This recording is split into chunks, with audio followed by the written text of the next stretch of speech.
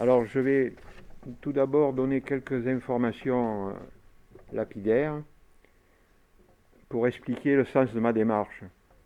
Depuis que j'ai pris ma retraite, voilà quelque temps, je m'intéresse à comprendre les rapports sociaux dans la société en général, à la fois dans le pays qui est le nôtre, mais aussi au niveau mondial. Et chercher à comprendre pourquoi il y a progressivement un désengagement du citoyen et des travailleurs dans la vie collective, dans la lutte, on pourrait dire. Donc essayer de comprendre ces contradictions qui existent entre le capital et le travail, entre les problèmes sociaux et les problèmes sociétaux. Donc c'est tout cela que, depuis 2005, je traduis en écriture. Et bon, je suis arrivé un peu au bout à travers un livre qui s'appelle Capitalisme et Révolution. Mais bon, la réflexion se poursuit. Donc ce qui m'intéresse, c'est de comprendre les contradictions des sociétés et donner, modestement certes, quelques pistes de réflexion pour essayer d'avancer. Voilà, mais bon, ce soir, c'est un peu différent dans la mesure où je vais essayer là aussi de réfléchir sur les concepts. Alors peut-être certains vont trouver ces concepts un peu trop simplifiés, mais comme je ne savais pas exactement à quel public j'allais m'adresser, donc à partir du moment où on s'adresse à un large public, bien on essaye de faire en sorte que ce soit compréhensible pour tous. Alors donc je vais vous parler des révolutions technologiques, des crises économiques et leur impact sur le travail vivant et l'environnement naturel. Alors ce sujet peut paraître un peu complexe a priori, mais je vais essayer de le présenter donc de façon didactique, en l'illustrant parfois aussi de quelques diapositives, enfin de quelques illustrations. Alors dans un premier temps, nous caractériserons les différentes révolutions industrielles dans le temps, au cours du temps. Dans un deuxième temps, nous montrerons pourquoi celles-ci ne sont pas nécessairement source de progrès. Puis, dans un troisième temps, nous analyserons l'accumulation du capital et ses contradictions, synonymes de crise économique et de régression sociale. Et enfin, nous essaierons de montrer l'impact de tout cela sur le travail vivant et l'environnement. Alors, voyons tout d'abord les 4 révolutions industrielles au cours du temps. Alors, la première révolution industrielle commence vers 1760, c'est le début, avec le machinisme. Appuyée par la science et la technique, elle forme un système économique progressivement qui va pénétrer quasiment toutes les activités productives. Il s'agit dès cette époque d'une prise de pouvoir sur la production par le système capitaliste. Sans la machine à vapeur, avant, il était impossible d'augmenter à volonté les filatures par métier continu, par exemple. Or, dès que le premier moteur a été capable d'enfanter par lui-même sa propre force motrice, en consommant de l'eau et du charbon, eh bien, il a permis à l'industrie de régler elle-même son degré de production. Voilà, ça me semble très important à comprendre, donc, tout au cours de mon exposé. La deuxième révolution industrielle, vers 1850, se rattache à 3 technologies à usage général: l'électricité, le moteur à combustion interne et le téléphone sans fil.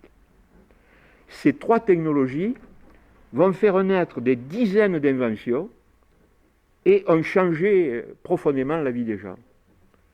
Si l'on prend le cas de l'automobile, il y a eu une période de gestation pendant laquelle des inventions se sont combinées à la puissance de ce moteur pour l'adapter à ce que l'on pourrait appeler une structure fragile telle que la diapositive l'illustre.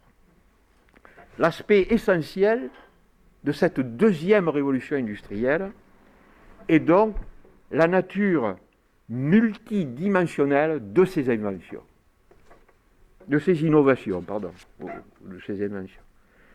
La troisième révolution industrielle pourrait être qualifié de révolution électronique ou de robotisme, c'est-à-dire la pénétration dans la production de la commande généralisée au moyen de machines à appareillage électronique et de process de production actionnés sans l'intervention directe de la main de l'homme.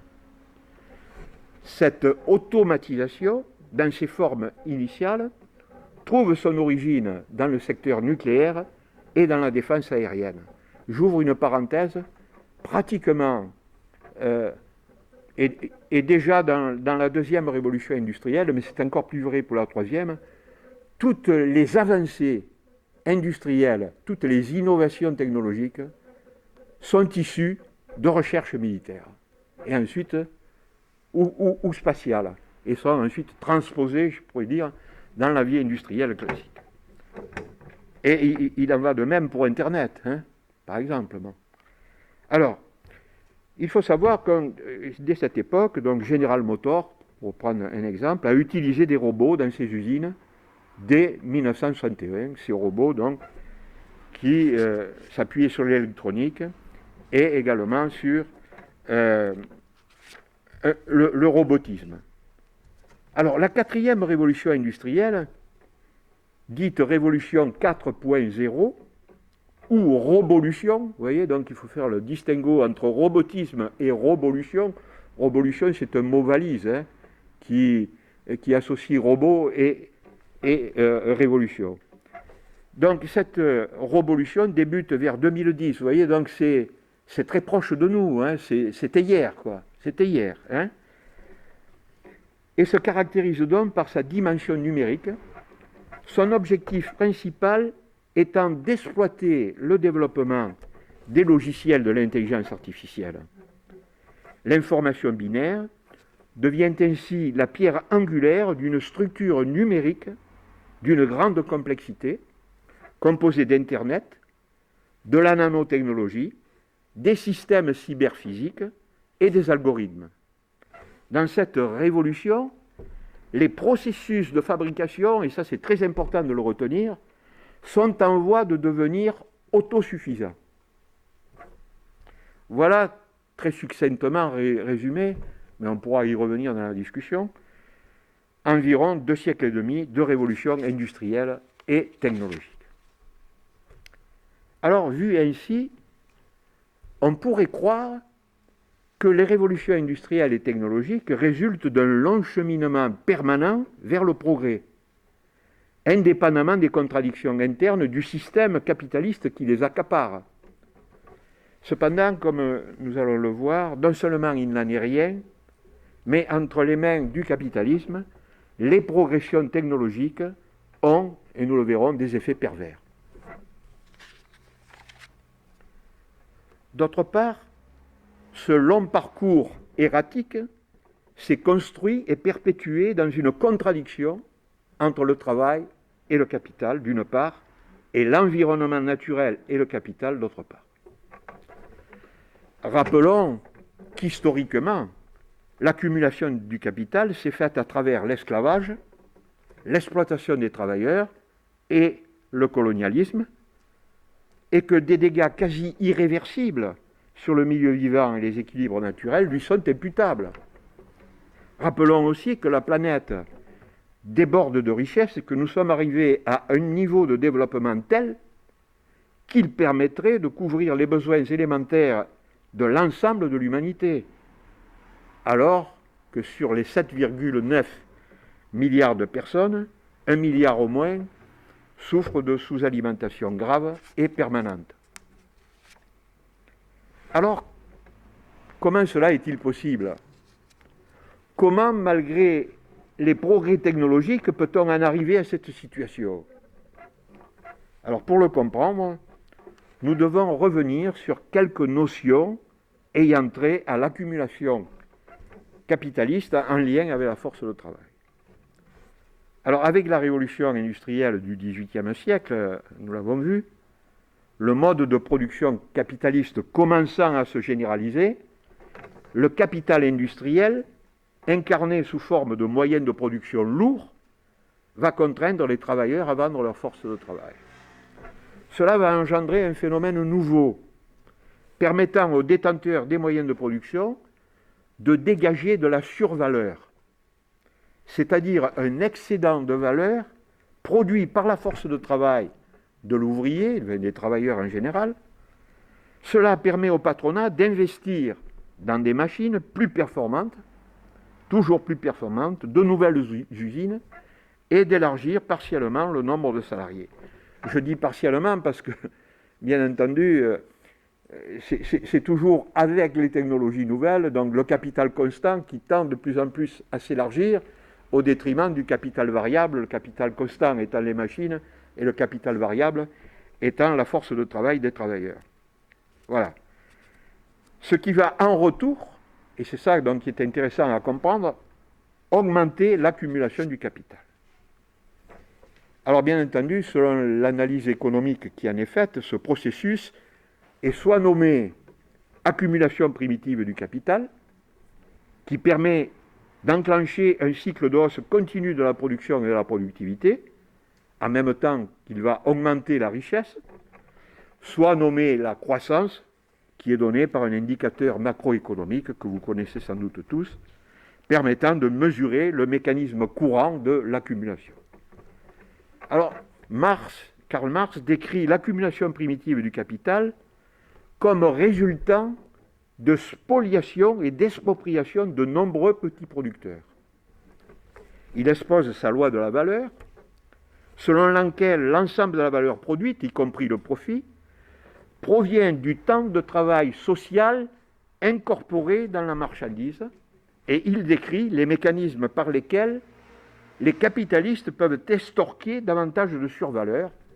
Signalons au passage que survaleur peut être aussi nommé plus-value.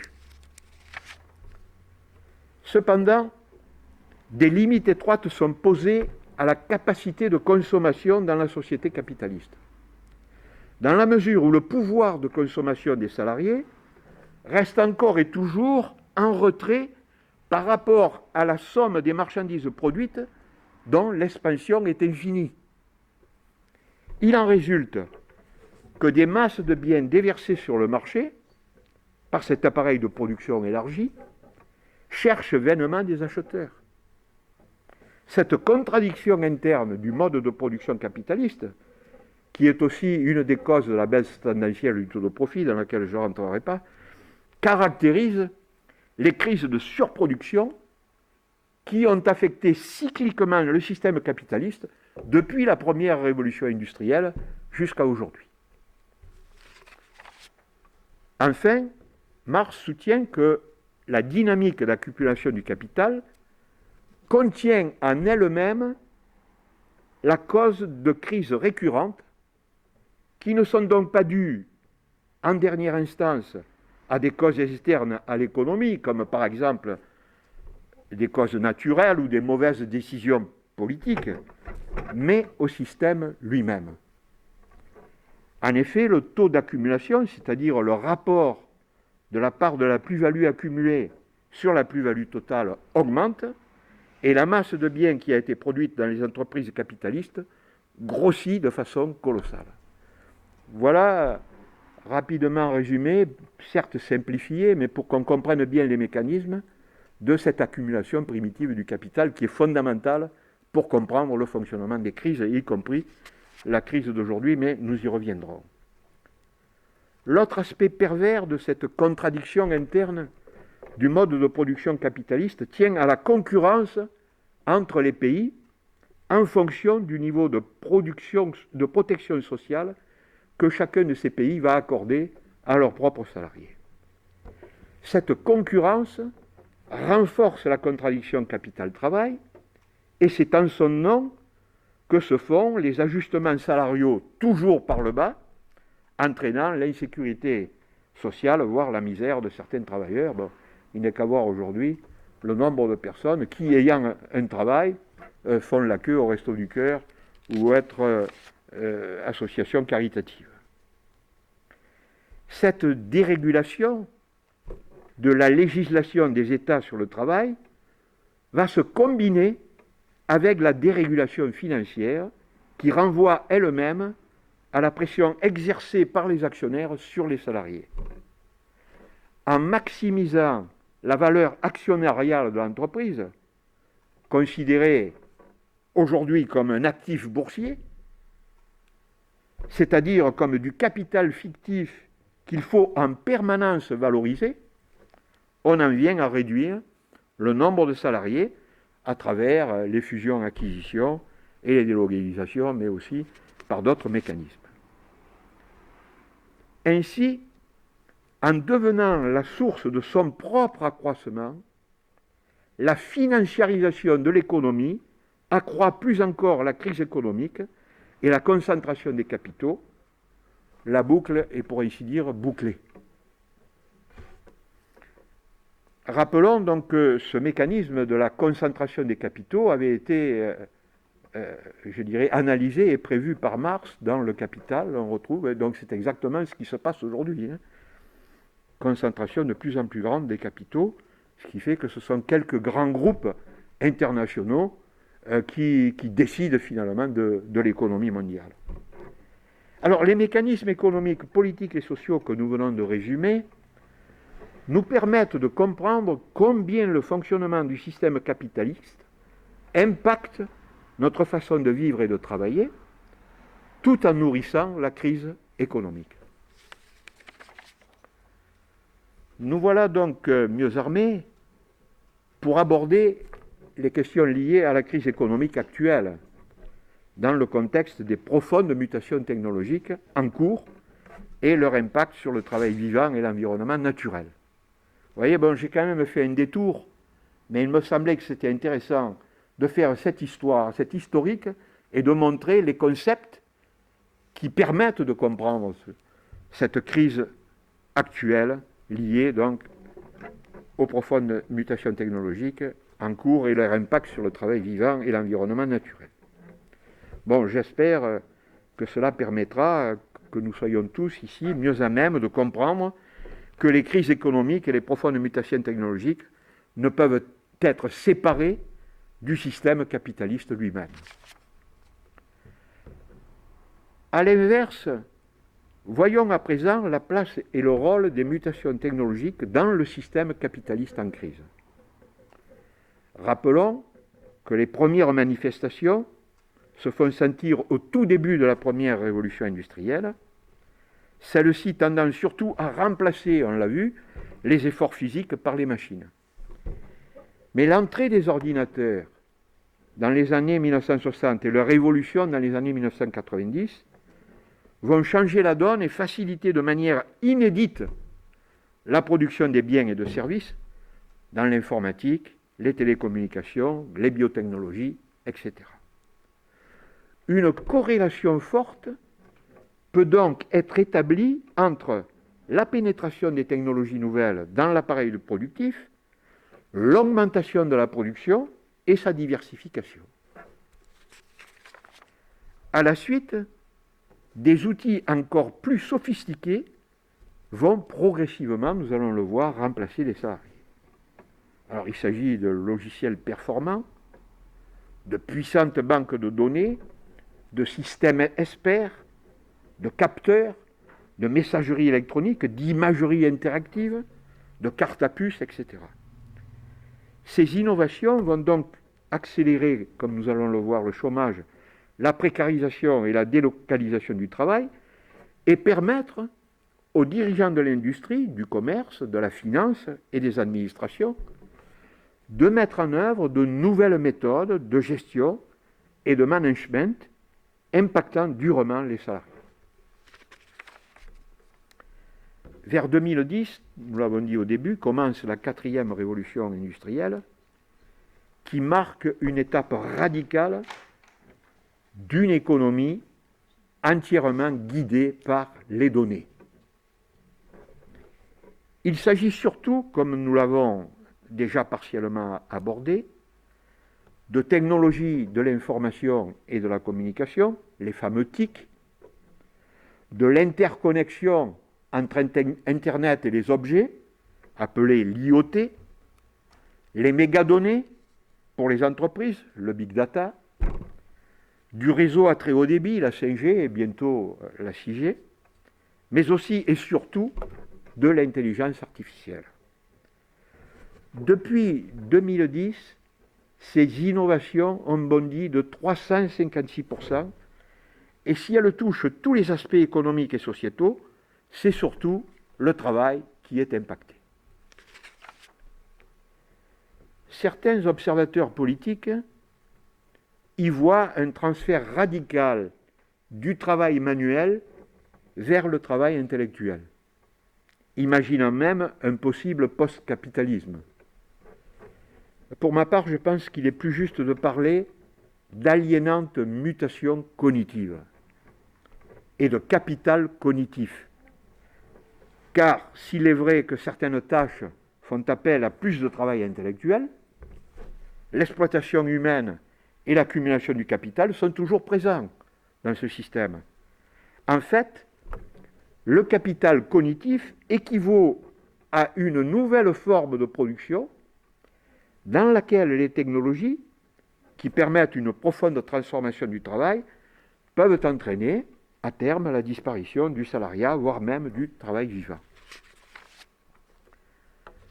Pourtant, ce que j'appelle l'aliénante mutation cognitive ne nous apparaît pas comme telle, car l'environnement informationnel dans lequel elle évolue nous donne l'impression d'un libre choix, alors qu'il est préconstruit par des logiciels et des algorithmes dont pour la plupart d'entre nous, nous ne connaissons ni les tenants ni les aboutissants. Par ailleurs, celle-ci répond à la nécessité de rotation de plus en plus rapide du capital pour s'octroyer les plus grosses parts de marché. De plus, grâce à l'industrie informationnelle numérisée, le capital crée une forme de production où les objets produits ont un fort contenu idéologique. Je donnerai que 2 exemples, les jeux vidéo et les vêtements connectés ou interconnectés. Mais bon, on pourrait multiplier les exemples. Ce contenu idéologique sert aussi à développer le consumérisme et à rendre plus acceptable, d'une certaine manière, les transformations du travail. Les mutations technologiques de la 4e révolution industrielle transforment donc profondément la société, la production et le travail. À titre d'exemple, j'ai pris l'exemple dans la revue La Fabrique, qui est une revue patronale, comme ça on ne peut pas m'accuser d'exagération. Selon eux, 2 emplois sur 5 présentent un risque très élevé d'automatisation généralisée. Par ailleurs, aujourd'hui, ces technologies sont un segment majeur de l'économie mondiale et représentent plus de 50% de la croissance de la productivité en Europe. De plus, contrairement à une idée reçue, ces mutations diminuent les emplois hautement qualifiés tout en les transformant et augmentent les emplois peu qualifiés. Il n'est qu'à voir le fonctionnement d'Amazon pour s'en convaincre. Bon, la diapositive essaie de l'illustrer. Quant au télétravail, boosté par la pandémie Covid-19, il peut, dans une certaine mesure aussi, contribuer à la désalarisation. J'ai trouvé, à ce propos, j'ai trouvé un site sur les auto-entrepreneurs, une association d'auto-entrepreneurs, qui montre bien comment ce passage s'organise.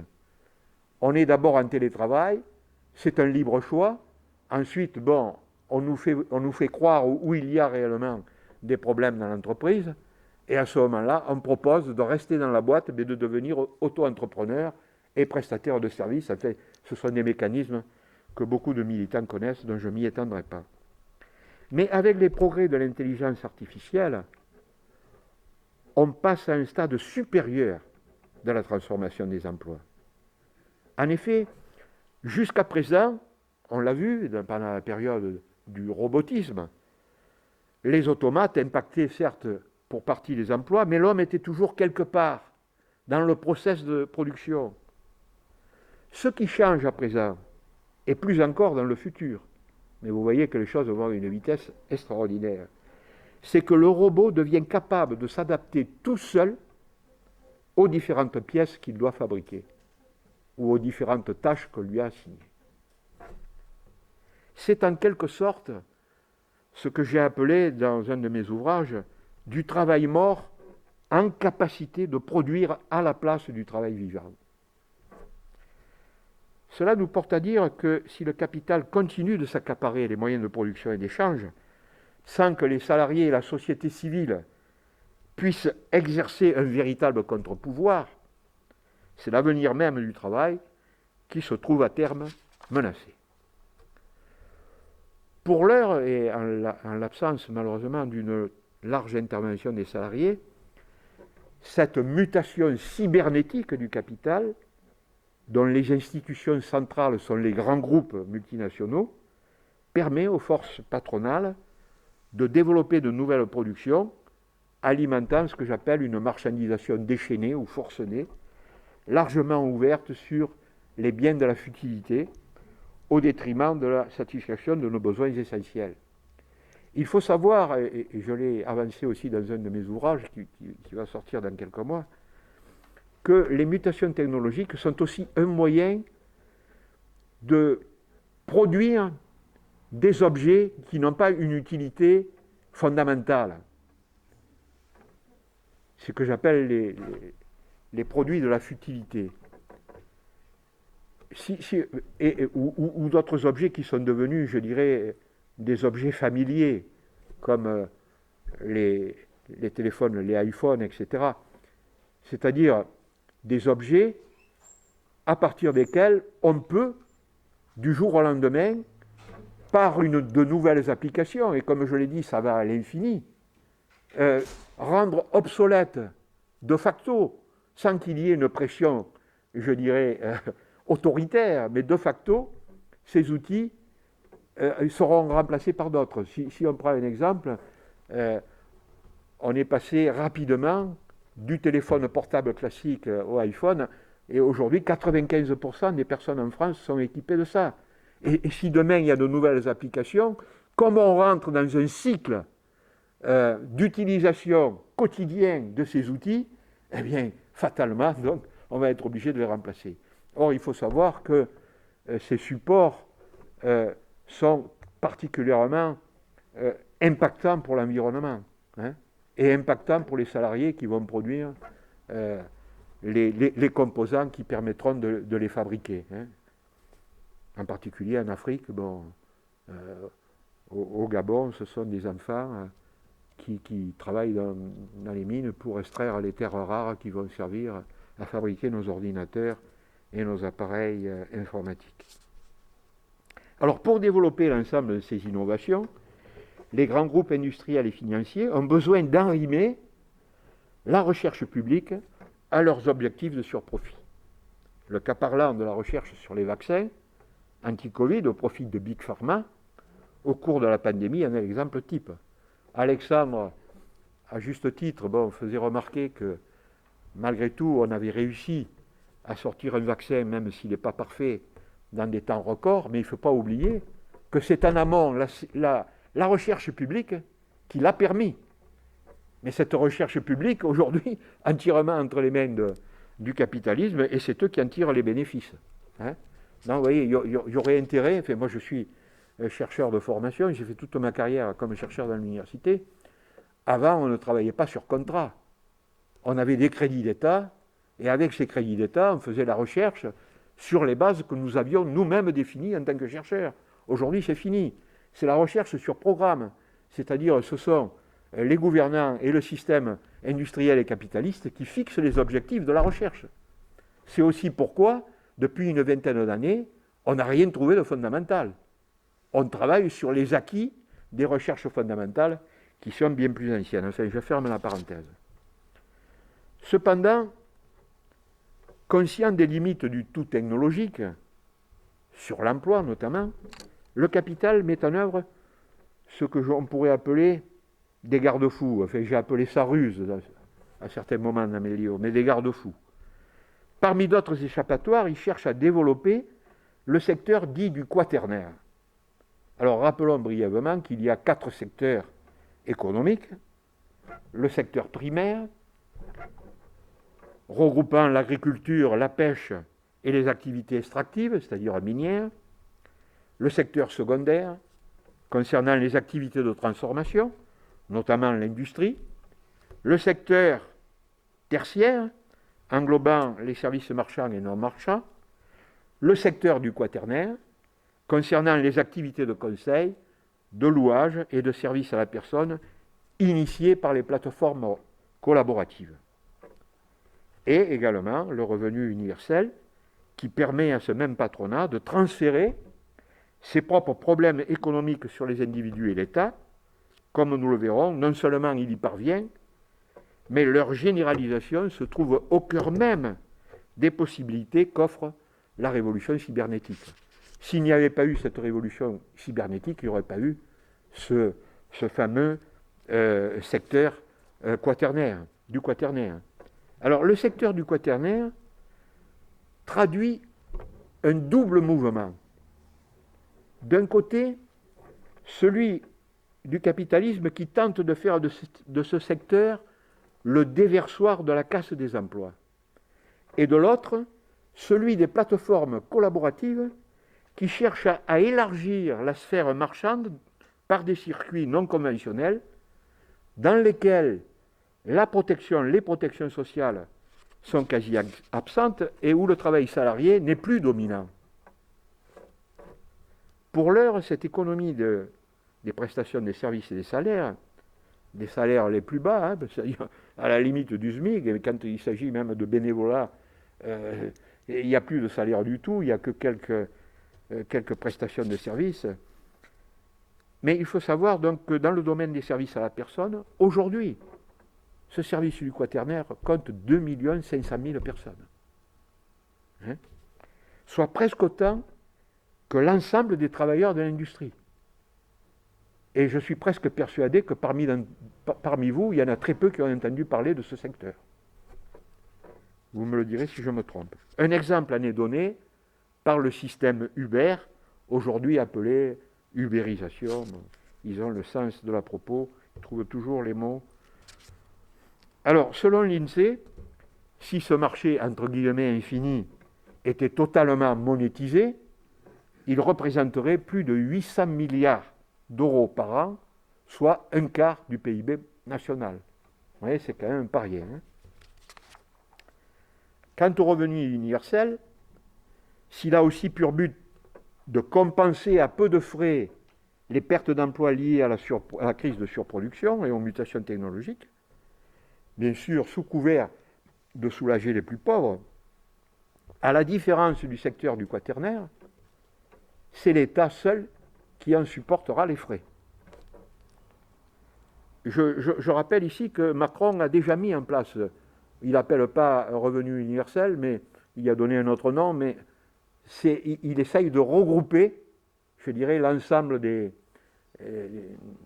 comment appeler ça, des prestations sociales, je ne sais pas comment dire, il essaye de regrouper tout ça, quoi.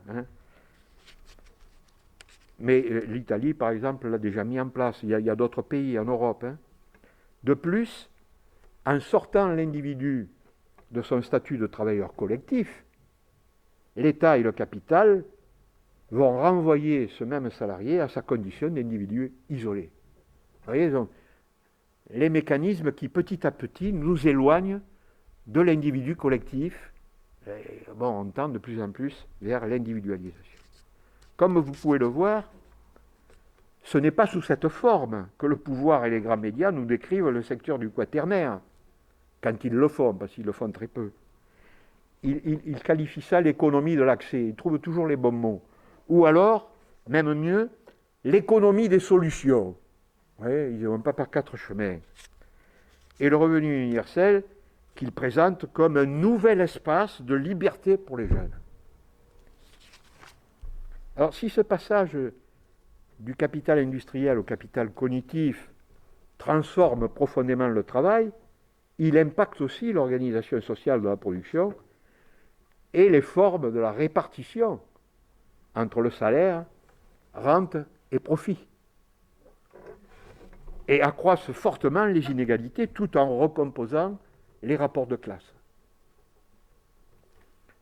Mais l'ampleur de la crise généralisée que nous connaissons est telle que les contradictions qu'elle engendre donnent à penser que le capitalisme est à nouveau tenté par la fascisation et la guerre pour en sortir. Il n'est qu'à voir la montée des partis fascistes dans notre pays et la guerre en Ukraine pour s'en convaincre. Cela est d'autant plus vrai que le capitalisme se trouve présentement confronté à une crise environnementale qui lui échoit, pour l'essentiel, et sur laquelle il a peu de prise, compte tenu, et nous l'avons vu au départ, de la nature productiviste et accumulative de son système économique. Un capitalisme qui ne progresse pas est un capitalisme mort. On ne peut aller toujours plus dans la croissance et l'accumulation. Si on est dans la régression, c'est la crise, et dans la régression, bon, ensuite, l'étape, c'est fascisation, guerre, quoi. L'histoire nous le montre. 1876-1893, première crise qu'on appelle la Grande Récession, purgée par la Première Guerre mondiale en 1914. Vous voyez, il y a toujours un laps de temps entre le paroxysme, si j'en puis dire, d'une crise et la façon dont le capitalisme a d'essayer de s'en sortir. 1945, on purge la crise de 1929. N'oublions pas que nous sommes dans la troisième crise économique mondiale qui a commencé en 1970, qu'on nous a fait passer pour une crise pétrolière. Je suis géologue, je peux vous dire qu'en 1970, quand nous, géologues, on a vu arriver ce genre de réflexion, ça nous a laissé pantois, parce que nous savions très bien que nous n'avions largement pas fait le tour de toutes les réserves disponibles, et nous voyons bien que en 2022, nous sommes encore dans des énergies fossiles, comme moyen essentiel de gérer l'économie mondiale. Donc, vous voyez, ils trouvent toujours des moyens de nous tromper. Spinoza nous disait que le gouvernement a l'art du mensonge pour gouverner, et je crois que c'est bien vrai. Alors, le capitalisme, présentement confronté donc à une crise environnementale qui lui échoit et sur laquelle il a peu de prise, compte tenu donc de sa crise, de sa nature productiviste et accumulative, se retrouve quand même bien coincé. En effet, si cette crise environnementale nécessite pour la combattre une meilleure compréhension des impacts anthropiques, je rappelle que les impacts anthropiques, c'est les impacts de l'activité de l'homme sur la nature. Comment pourrait-on occulter le débat sur le système capitaliste qui en est le principal responsable? Et comment pourrait-on réaliser une véritable transition écologique dans les transports publics, les technologies vertes, l'isolation des bâtiments, les énergies renouvelables, le traitement des déchets, etc., si ce sont essentiellement des acteurs privés et les actionnaires qui s'en emparent. Et c'est le cas aujourd'hui. Sachant que les niveaux de rendement à court terme, qui sont celles que voudraient voir se développer ces actionnaires, sont incompatibles avec l'urgence écologique que l'avalanche des catastrophes ne fait que renforcer et dont nous voyons les impacts tous les jours, pas qu'en France, mais à travers le monde. Mais avant d'y répondre, listons quelques aspects essentiels de l'impact de ce système productiviste sur nos vies. Alors tout d'abord, le changement climatique, qui introduit des risques irréversibles pour la sécurité des populations. La pollution atmosphérique, qui réduit la qualité de la santé et diminue l'espérance de vie. Il vient de sortir une étude, je ne sais pas si vous l'avez vue, mais une personne sur 6, d'ores et déjà, est impactée et aura une espérance de vie réduite à cause de la pollution. La pollution des déchets qui menace des milliards de personnes et étouffe les écosystèmes. La perte de la biodiversité qui compromet la valeur nutritionnelle des aliments et réduit l'efficacité des médicaments par la similarité alimentaire. La destruction des espaces sauvages qui favorise l'émergence des zoonotiques. Alors, malgré tout, c'est les zoonoses dont on parle, c'est-à-dire la transmission de maladies en général des animaux et des animaux sauvages à l'homme. Alors, malgré toutes ces alarmes, pourquoi rien de vraiment significatif n'est entrepris? Alors, d'une part, parce que c'est de la responsabilité du système, on l'a vu, mais aussi, selon moi, parce que la pression des peuples pour imposer de nouveaux modes de vie, moins énergivores et plus respectueux de la planète, n'est pas assez forte. C'est pourquoi nous devons éclairer le débat afin que l'action collective permette sans tarder un meilleur équilibre homme-nature. J'ouvre une petite parenthèse. Marx, dans un de ses livres, je crois que c'est Le Capital, nous disait que le capitalisme se développe sur nos propres faiblesses.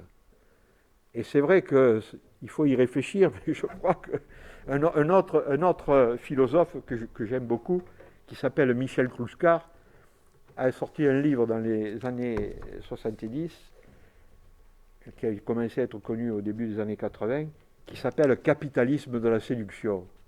Je vous le recommande, ça permet de comprendre beaucoup de choses.